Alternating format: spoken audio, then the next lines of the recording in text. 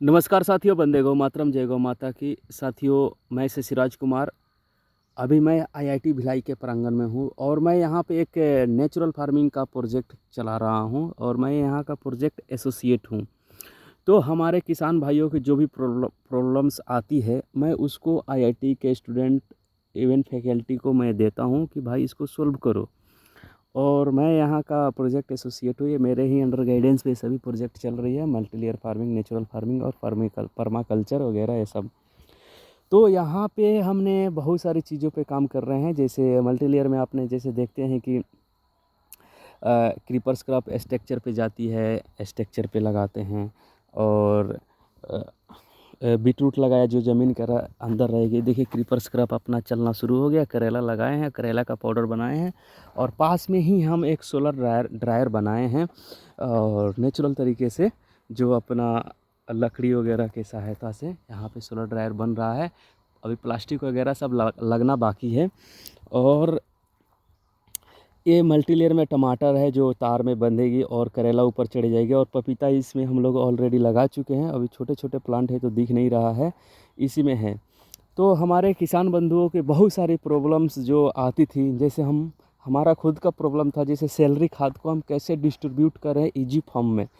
तो सैलरी खाद जैसे मटका खाद हो गया या जीवामृत हो गया, उसको कैसे हम इजी फॉर्म में डिलीवर कर पाएँ हर प्लांट को। तो उस तरीके से हमने उसको प्रॉब्लम्स को मैंने बताया और हमने भी बहुत प्रॉब्लम को सॉल्व करने की कोशिश की, जैसे बैम्बू ड्रिप के माध्यम से।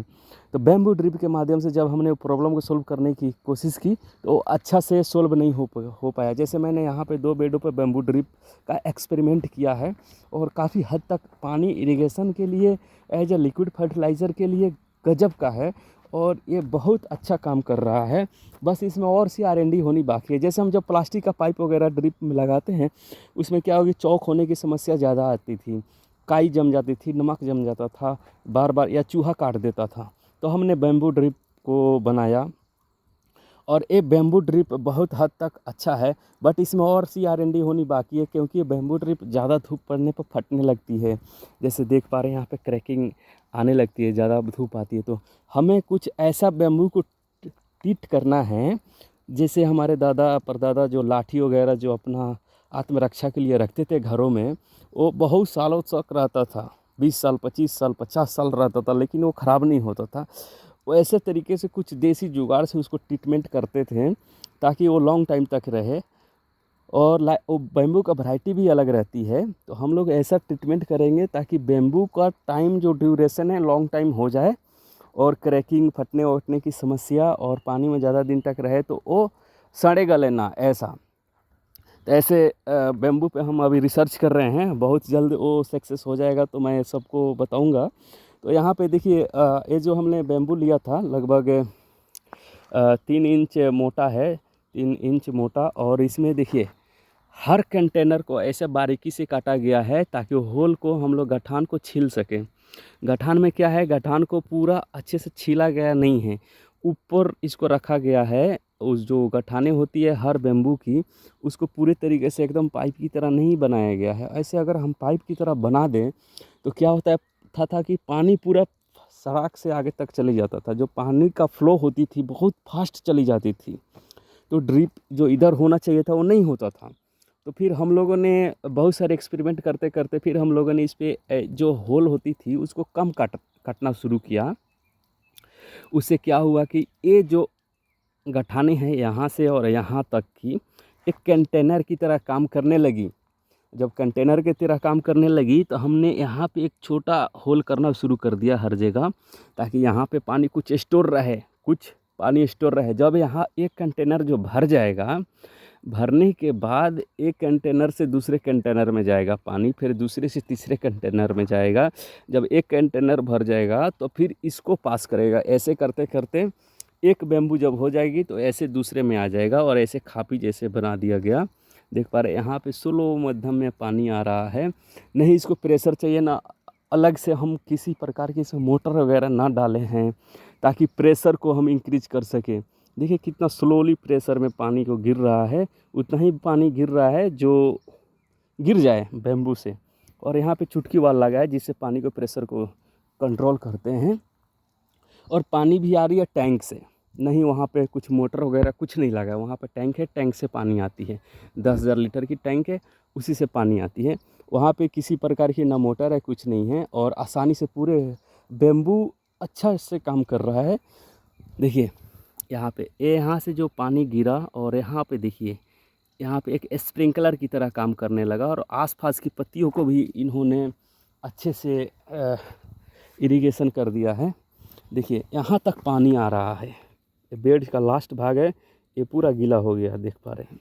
देखिए यहाँ पे जो पानी गिर रहा है कैसे स्प्रिंकलर की तरफ भाग रहा है, और एक कंटेनर में भी और होल है ताकि इस कंटेनर में जो पानी भरे तो यहाँ से आसानी से टपक जाए।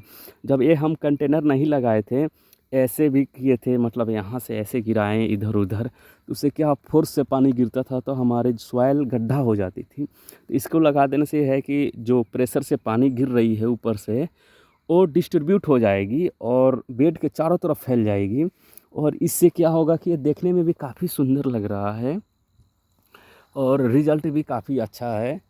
और अभी इस पर थोड़ी सी R&D होनी बाकी है। जो बेम्बू के ड्रिप हम बनाएंगे वो लॉन्ग टाइम तक रहे। तो हमने बहुत सारी प्रॉब्लम, 25 प्रकार की प्रॉब्लम बताया IIT के बच्चों को और कुछ फैकल्टी को, तो उन लोगों ने कुछ सॉल्व करने की कोशिश कर रहे हैं। जैसे सैलरी खाद को हम कैसे इजी फॉर्म में डिस्ट्रीब्यूट कर पाएँ एवरी प्लांट को, तो कुछ हाइड्रोलिक प्रेशर वाला मशीन मैंने बोला, ताकि वैसा मशीन बनाइए जिसमें नहीं हमारे किसान भाई को ना एनर्जी देना ना पड़े, ना पेट्रोल दे, ना डीजल दे, ना इन्वायरमेंट को दूषित ना करे, इजी फॉर्म में डिस्ट्रीब्यूट हो जाए। तो उन्होंने ड्रम को सीधा उठाने के लिए हाइड्रोलिक प्रेशर का एक मैं बोला हूँ बनाए, जो इजी फॉर्म में रहे, कहीं भी किसान उसको उठा ले जाए, और 200 लीटर का टैंक को आराम से 10-20 फीट तक उठा ले।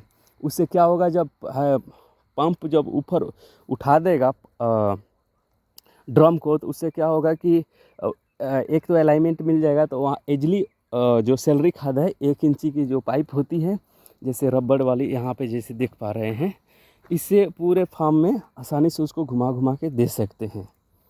तो उससे हमको एक्स्ट्रा मड पंप वगैरह जो 30,000-35,000 का आता है मड पंप, वो डालने की ज़रूरत नहीं पड़ेगी, और वो आसानी से पूरे को डिस्ट्रीब्यूट कर सकते हैं।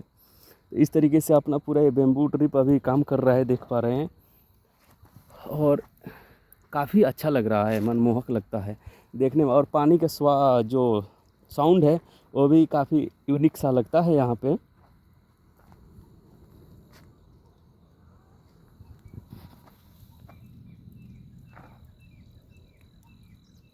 देख पा रहे हैं, लग रहा है बारिश हो रहा है ऐसा।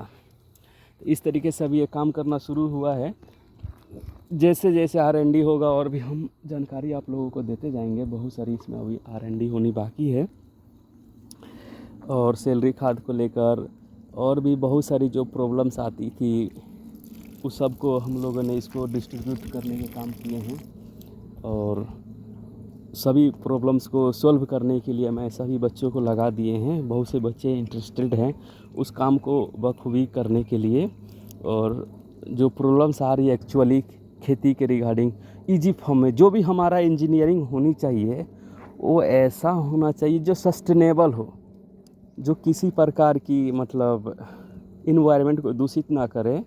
उस तरीके के हमें सस्टेनेबल इक्विपमेंट्स या सस्टेनेबल मशीनरीज, सस्टेनेबल हमें औजार वगैरह ऐसा बनाना चाहिए जो इजी फॉर्म रहे और किसी तरीके के नुकसान ना हो in future in environment and any microorganism या any of nature, even human भी। इस तरीके से उसको बनाने की कोशिश किया जा रहा है। ये बेम्बू ड्रिप आपको कैसा लगा, और भी आप कुछ लोग बताना चाहते हैं इसके बारे में तो आप लोग बता सकते हैं। ये चल रहा है अपना प्रोजेक्ट। देखिए यहाँ पे कैसे ड्रिप से जा रहा है और पूरे डिस्ट्रीब्यूट हो रहा है।